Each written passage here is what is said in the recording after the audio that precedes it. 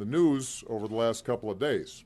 We've had another reminder in this big dump of data coming out of Panama that tax avoidance is a big global problem.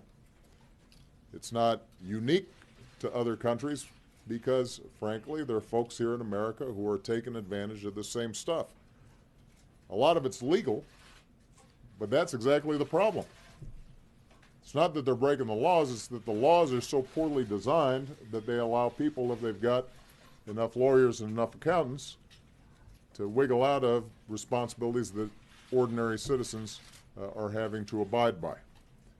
Here in the United States, there are loopholes that only wealthy individuals and powerful corporations have access to. They have access to offshore accounts, and they are gaming the system. Middle-class families are not in the same position to do this. In fact, a lot of these loopholes come at the expense of middle-class families because that lost revenue has to be made up somewhere.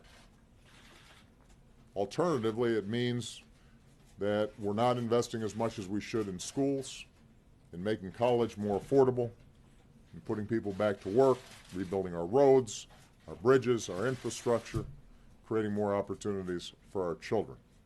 So this is important stuff, and these new actions by the Treasury Department build on steps that we've already taken to make the system fairer, but I want to be clear.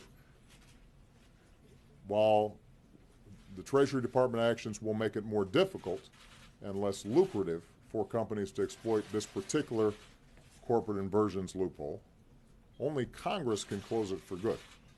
And only Congress can make sure that all the other loopholes that are being taken advantage of are closed.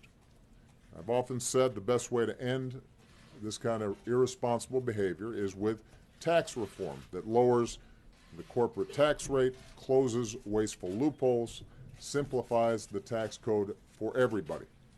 And in recent years, I've put forward plans repeatedly that would make our tax system more competitive for all businesses, including small businesses. So far, Republicans in Congress have yet to act. My hope is that they start getting serious about it. When politicians perpetuate a system that favors the wealthy at the expense of the middle class, it's not surprising that people feel like they can't get ahead. It's not surprising that oftentimes it may produce a politics that is directed at that frustration. Rather than doubling down on policies that let a few big corporations or the wealthiest among us play by their own rules, we should keep building an economy where everybody has a fair shot and everybody plays by the same rules. Rather than protect wasteful tax loopholes for the few at the top, we should be investing more in things like education and job creation and job training that we know grow the economy for everybody.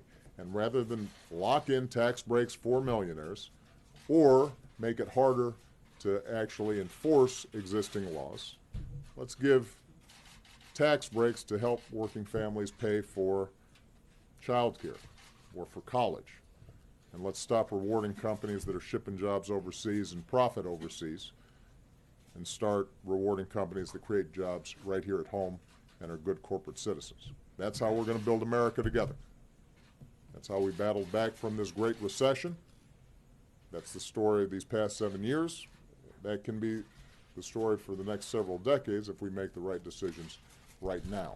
And so I hope this topic ends up being introduced into the broader political debate that we're going to be having leading up to election season. As if and everyone in the world will applaud us